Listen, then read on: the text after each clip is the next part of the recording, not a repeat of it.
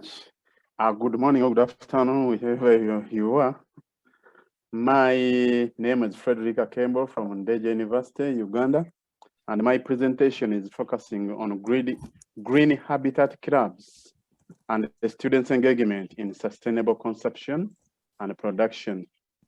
This is one of the goals, that's, if I'm not mistaken, goal 12, SD 12. So we are trying to look at what students are doing at the university. The way we understand is sustainable consumption and production is that there's modesty in production and the use of goods and services.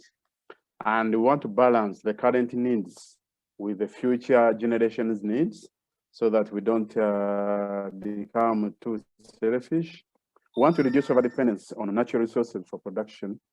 That is by way of recycling resources, recycling waste, and they want to minimize emissions of pollutants to go to zero use of toxic materials. And now our understanding that younger people in Uganda, particularly and the other developing world, are over 75 when they are central in our initiatives we are building for the future. We are looking at how we can optimize the resources via wastage control and via recycling of waste. So that's where our research and projects and community outreach programs, that is one of the focus areas of the university.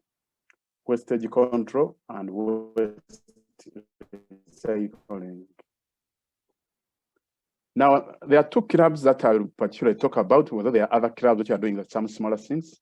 One of the clubs is the Rotaract Club. Many of you could be familiar with Rotaract. And that is their link in case you want to see what they are doing. And then the other one is Technology Without Borders. That is also another club which is engaged in sustainability initiatives. Now, the practices that are promoted by these two clubs and by the university at large include minimization of wastage. So students are encouraged to report water leakages and stop unnecessary water flow whenever they find the taps open.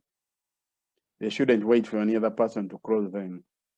And to switch off their unnecessary lights, like during the day, and when the room is not being used, they should switch off the lights. To avoid unnecessary use of paper, and in that case, to rationalize the printing, if they can use the laptops and other means to save paper. And to serve just enough food that a person can finish, so that you don't leave food as a waste. And in case inevitably there's waste anywhere of food, or there's food remains on plates, that food should be used as in the production of feeds for poultry, rabbits, and fish feeds. We have all of those animals at school, in the school that we support. Now, as far as sustainable practices, production practices are concerned, we manage waste. First of all, we start by zero littering, zero waste burning, and we recycle the waste into fertilizers, into biocides, into biofuels, and ornamental crafts. We produce pavers and pompeys using silt from water drainage channels, and we promote tree planting and ornamental gardening at the campuses. Water harvesting is another form of sustainable production. We don't have to depend on national grid or national water supply. And also practice solar-powered irrigation to irrigate backward and off-ground vegetable farming, which are also run at the school. Now, this is an example of recycling of bio-waste into fuels. That is the whole cycle, like you can see. The first picture shows how we sort it, and we go on segregating until we produce the briquettes. That is a household stove, but we also have institutional stoves. And this one shows how we engage our other stakeholders. We engage high school students, community groups. We also engage with social enterprises. We have two of them. One of them is called Weye, another one is called the Summit Grading Company. They are also companies that were supported to start by the university. Then we have waste management companies in towns whom we collaborate with to supply us with bio-waste. That is an example of smart urban farming projects, off-ground gardening and backyard gardening, and that come out of it. And that is an example of the school that we deal with. There is a fish pond, and they farm fish, they harvest it when the time comes, and they feast it at school. Now, the approaches that we use to engage students and the community youth, we use experiential learning to promote sustainable consumption and production. It has 5 stages. One of the stages is acquisition of experiences. Here we use multimedia expositions and educational entertainments, which we call in brief, edutainment. We also encourage them to go to field visits and other forms of gaining experiences. Then the second stage of experiential learning is reflective observation.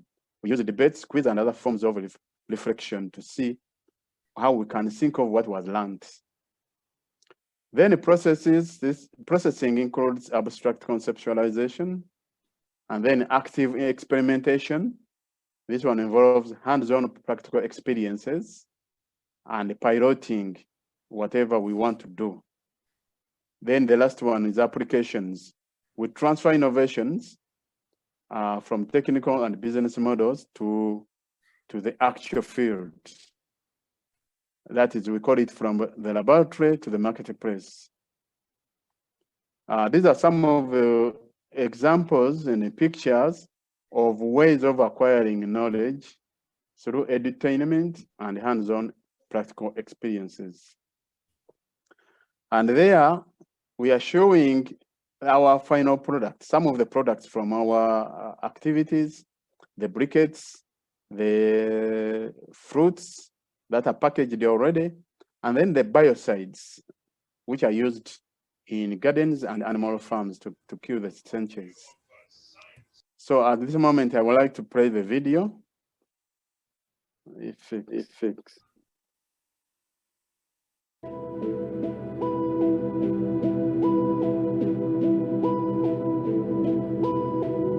Over the years, the world has been grappling with environment conservation hardships. In the new age, minds are seeking solutions to the problem. In a world where seniors mentor juniors, a university visits a high school. Ndejje University students in their community service projects extend training to St. Kizito High School Namugongo. With the word school, all you could think of is academics, but the school as well promotes resource optimization via wastage control and waste recycling. Students add to nature by reducing wastage of water, fuel, energy, paper, and food. They use food leftovers as feeds for poultry and fish farming.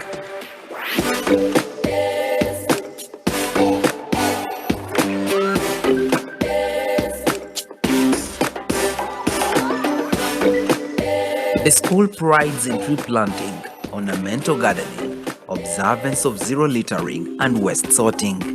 You could be asking, how do they manage waste? Simple. They avoid open waste burning by waste sorting in preparation for bio-waste recycling. They produce briquettes.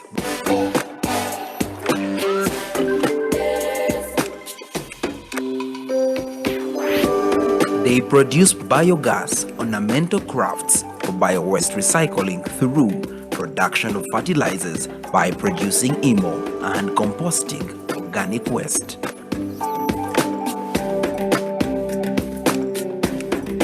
They produce pavers and pompeys using silt from water drainage channels.